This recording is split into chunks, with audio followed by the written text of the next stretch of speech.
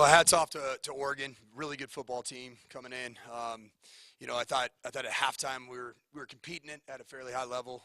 Come out and put together a drive and get put three on the board. But just having answers consistently, both scoring after scores for our offense proved to be a challenge. I think where the game got away from us was really the two interceptions, and that's on all of us. That's on me. It starts out with the head coach. We got to make sure that we put our guys in the best position. We started running the ball fairly well. I was pleased with Alex Fontenot's return. I was pleased with Anthony Hankerson's return. Dion was a little dinged up, and really. I thought our defense in the second half settled in fairly well. Obviously, Oregon's got an extremely dynamic offense, and that for the most part, we took away the chunk plays down the field. But as per usual with Oregon's offense, a lot of those checkdowns turn into chunk plays because everybody respects the speed so much.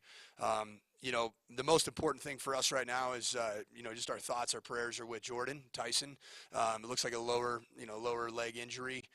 He's with our medical team right now. Obviously, he's put together, as impressive of a true freshman campaign that I've personally been a part of at that receiver position, and so proud of his continued growth. So our thoughts are going to continue to be with him, and, I'll open up for questions. So starting with Jordan, a couple questions on that. Does it look like it could be season ending for Jordan?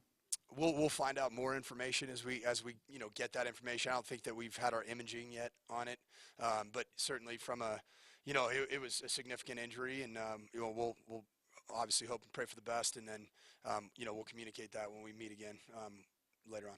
And as a follow-up to that, he went out a few minutes before that. Looked like maybe back for concussion protocol, something like that. Went back to the locker room.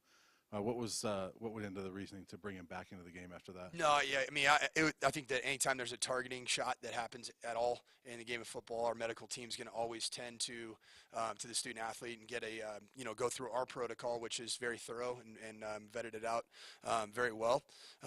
He was cleared to return, and Jordan Tyson loves football, and that's probably the number one trait about Jordan that I personally love is just how much he wants to be out there and playing the game of football. And, he obviously has turned into our most dynamic, playmaker. And when he wants to find a way to get back out on the field and he's been cleared medically, obviously we feel like we're always in the fight and we're going to continue to fight no matter what happens. We know we have a gauntlet that started today, but, I think Jordan's his love for the game of football is what separates him. And it just happens to be meshed with incredible physical attributes. So there really wasn't a decision, like to try to put him back in the game. Jordan was cleared medically and then he wanted to go back and play. And that's who Jordan Tyson is.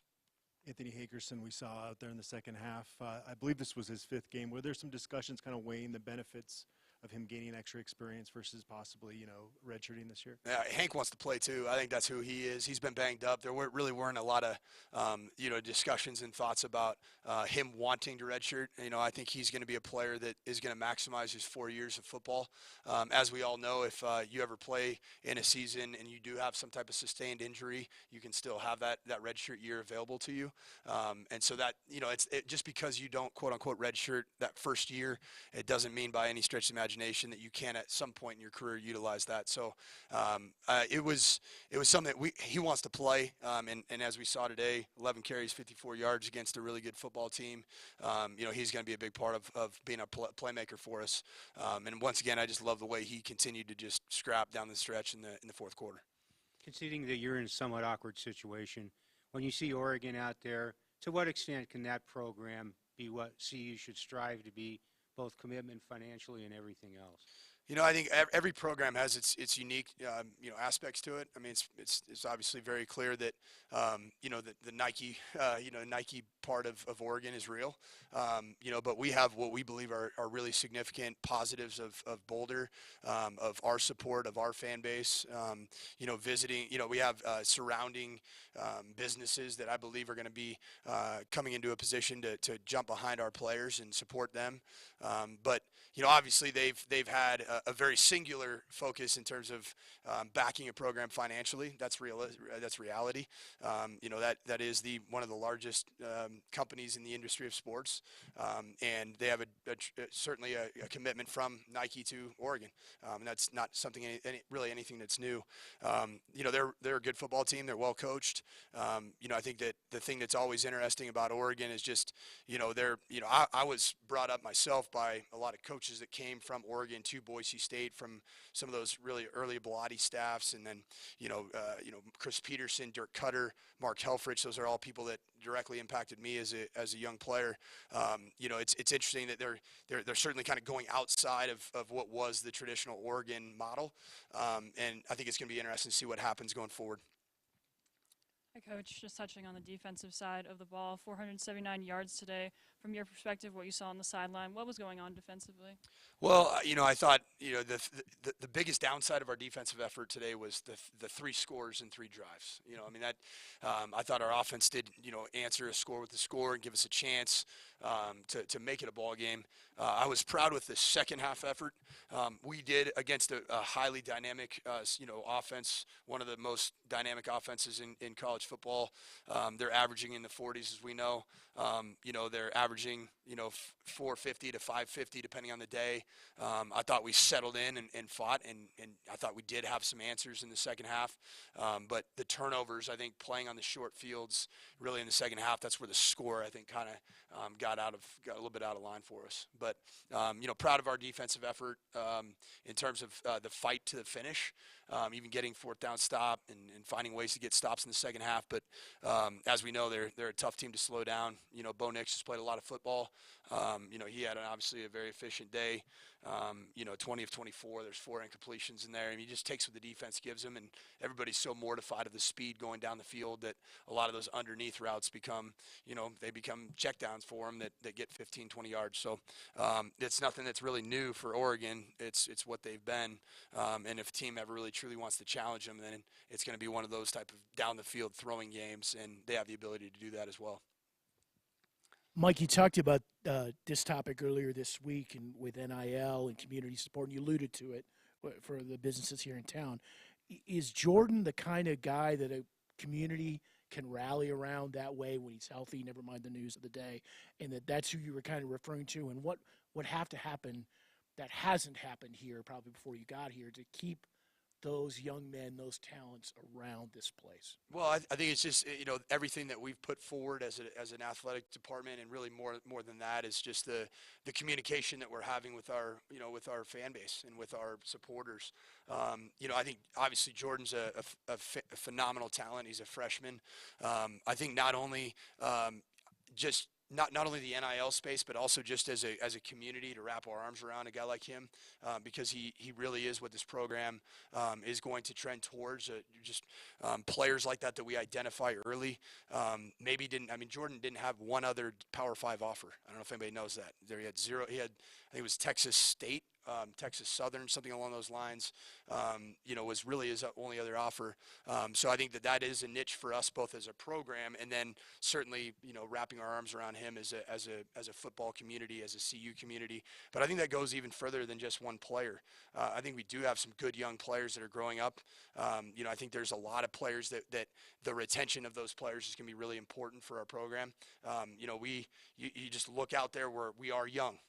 And that's nothing that is foreign to anybody. We're young, we're developing, we're growing. The margin for error is small because of that youth. And when you're a true freshman or a redshirt freshman, playing 70 snaps a game in different positions, there are some things from a developmental standpoint and a maturity standpoint in the game of football at this level that you need to continue to keep those types of players around that have gone through the hard times. But the thing that I'm most proud of with this team is not once have I seen since I've had a chance to look them in the eyes and on the sideline, I've never seen one person quit on the field. I think we're fighting through for 4 quarters, and that's going to be our calling card, because you just never know when it does all click, and all of a sudden here we are in a ball game against one of the top teams in the country.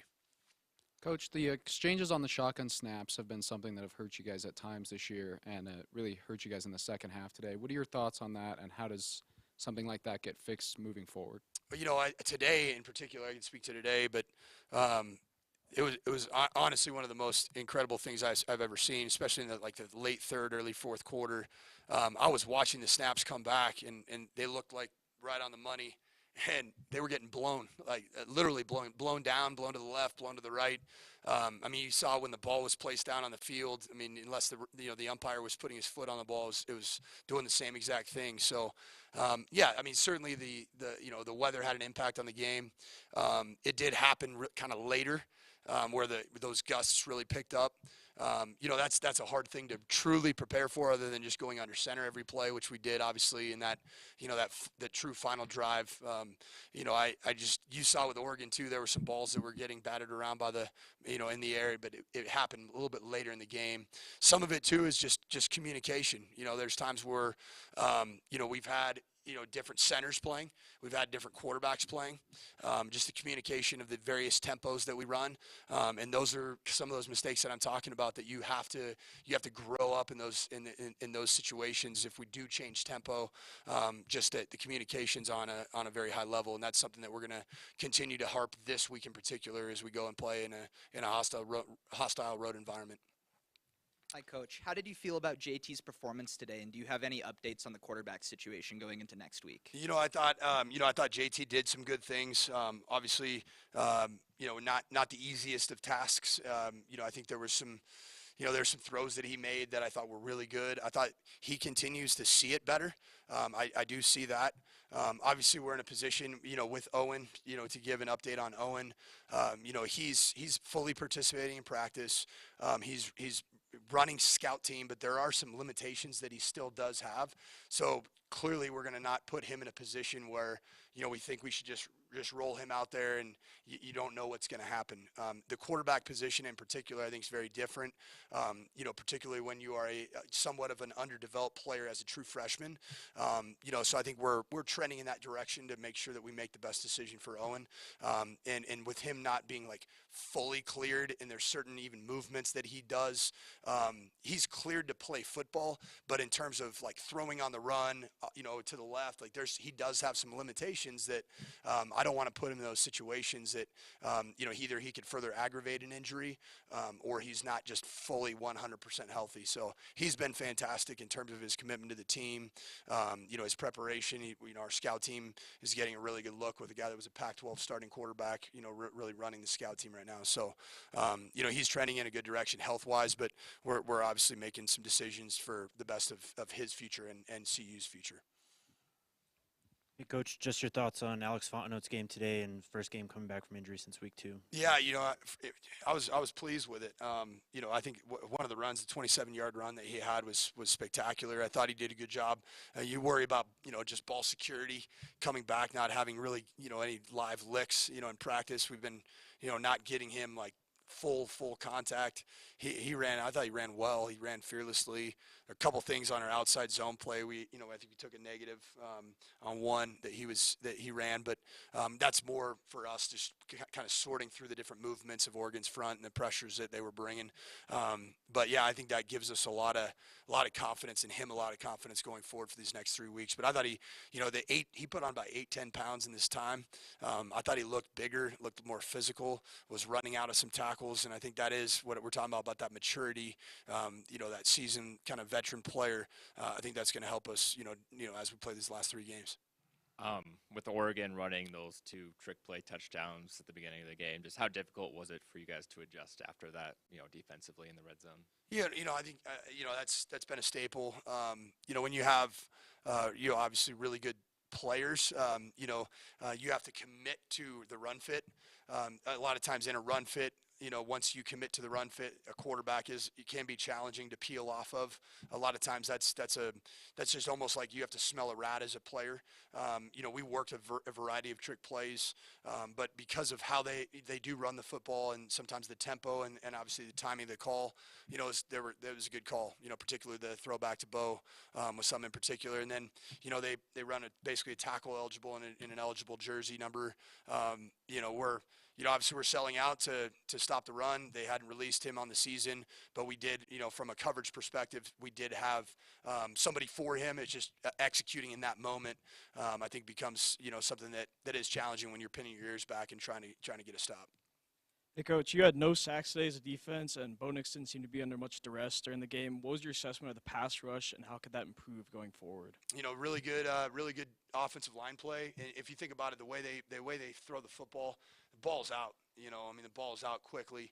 I don't think there's either they're moving the pocket or the ball's out in some of their empty quick game. Some of the checkdowns that you see. So I think there are challenges. I thought our pass rush got better as the game went on. I thought Chance Main started to show up, being in position to apply pressure. Chance is a guy that I expect to see, his best ball out of him really these last 3 weeks. I think he's eager to apply some pressure. So, good offensive line play. Ball was getting out. They moved the pocket pretty well. Pretty consistent with all their games this year, probably minus the Georgia game. And obviously Georgia's playing with the NFL front. So, they have a good scheme and they have good players. Hey, Coach, you talked about the importance of retention a little bit earlier. Did it kind of add a little bit of insult to injury to see that 2 of those picks in the third quarter went to one of your former players, Christian Gonzalez? And I know he wasn't necessarily your player as a head coach, but how do you kind of now in this position kind of retain the players that you have and kind of prevent that from happening again? Well, I think that's a great example of just the modern space of college football. This is going to become commonplace. And what I know that we as a department are doing, and I know that this fan base wants to win and wants to win, next season. And that's got to be our goal. We got to win. We want to win next week. But certainly retention is it's multifaceted. We're going to see, I think, 2 more players, that were on this team last year, next week. That's the modern space that we live in, and certainly I think this is a reminder to all of us, coaches, players, everybody, that we got to make this the best place to be at. In every way possible. This has got to be a place that we know it's beautiful. We know it's a great academic institution, but our players' experience here in every single way has got to be the best experience. And I think that's been something that I've taken to heart personally in just leading this program through troubled times is how can we continue to make this a great experience, for our players. And that's some of the stuff that I think I've been fairly proactive with regards to our current roster. And I think that there is greatness in that roster as they get older, as they continue to develop. There is greatness in that roster, and we got to make sure that those players know how much this institution, this coaching staff, and really this community that loves CU football is going to care for them. Just curious, we're so used to seeing Cole Becker on the money. Did the wind play any factor in that first kick that he missed? It was interesting. There was, we did have obviously Cameron Warchuk wasn't snapping. So just I think it's important for us to just there's always moving parts, right? So snapper, obviously the holder from the beginning of the season. Cole's been so good this year. I think the wind plays some bit of a factor. I think the laces were facing at him, which myself as a former 4-year starting holder, I know the value and the importance of us putting the ball down and presenting the laces at the pipes.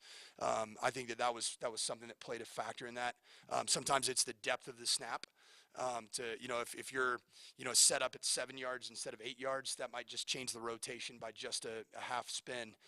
Those types of things do all play a factor in it. And I know, I always as a holder, and I know my long snapper, Clayton Adams, in field goal, Clayton was our short snapper. We took great pride in making sure that we presented the laces, and that's something I know we'll do going forward. It's just, it's football. It's the wind's blowing. There's different factors. We got to make sure we continue to put him in the best position to be successful. And he had plenty of leg, as we know. I think the ball just pushed right a little bit. All right, thanks, Coach. All right, thank you very much. Alex, you ready?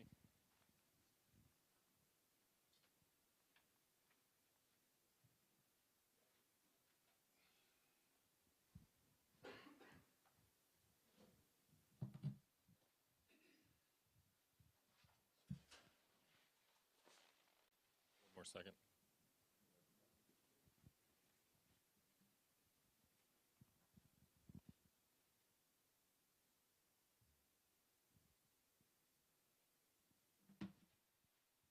Go ahead, Nikki. Hey, Alex.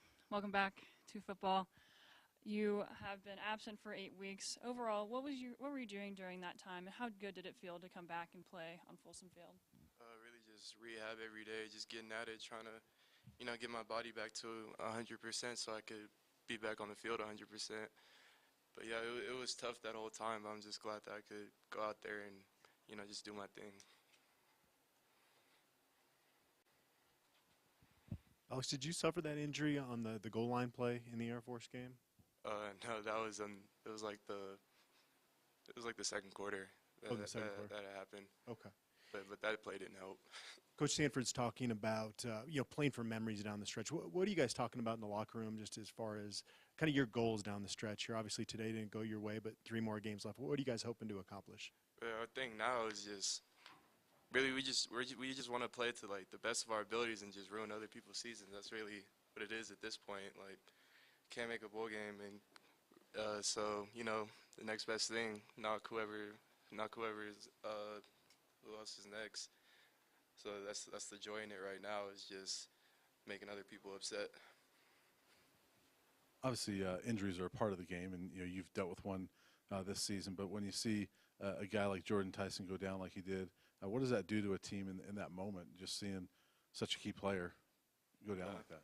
I mean, I honestly feel really bad for him. He's a great player, but at the end of the day, it's next man up. That's an opportunity for somebody else to show that they could do what he can do, maybe even do it better. So that's what it is at this point.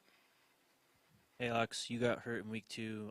Dion ended up getting hurt in the Cal game. Anthony's battled his injuries too. Can you just talk about the resiliency of your guys' room and how you guys continue to bounce back? Yeah, we're just really close in that room, so it's like we just feed off of each other. So even though one of us may go down, we know that the dude behind us, he could do what I could do, maybe even do it better. So there's never like really a step loss in our rotation. So I think that's what we pride ourselves on, in our room at least. Obviously, the point total wasn't very high today, but I mean, season high in yards. Did you feel like offensively you guys had some things going that you guys are starting? You're starting to see some more rhythm offensively in the last 2-3 weeks. Yeah, it's just hard getting out there and just making simple mistakes or just shooting ourselves in the foot, because I know our team is way better than what we produce on Saturday. I see it every day.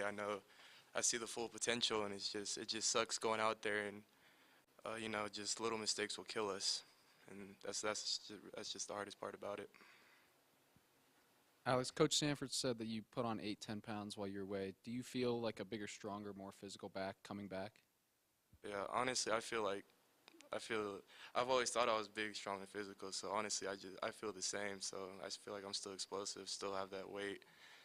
But yeah, I feel today I did feel like it was easier moving people, which was a plus. Made my confidence go up.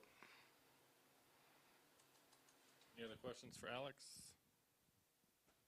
All right, thank you, sir. We'll have one more in just a minute.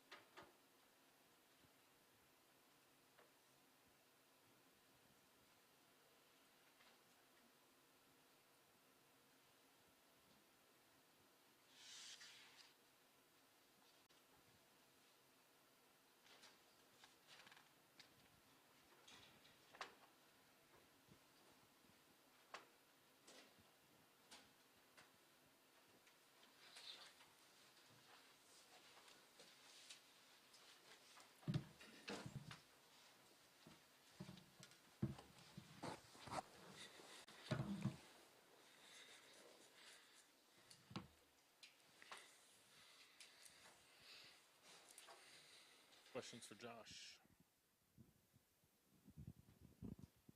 Hey, Josh, if you could just talk about the challenges Oregon's offense presented to you guys today and just how you thought you did. Historically, that's been a tough offense, but things they've been able to do from the beginning of the season to what they got going on now, they hit us with a bunch of stuff we just haven't seen before. I mean, in game, I feel like we adjusted well to the things that were on tape, but they had some new wrinkles for us and they executed them very well. Josh, your impressions of Bo Nix? I mean, you guys have seen some good quarterbacks this year, but nothing quite like him. I mean, what were your impressions of just his all-around, running and passing ability today? I feel like he was solid. I played against Baker in college, though, so I mean, Jalen Hurts too. So my impressions of quarterbacks is kind of high. He was solid though.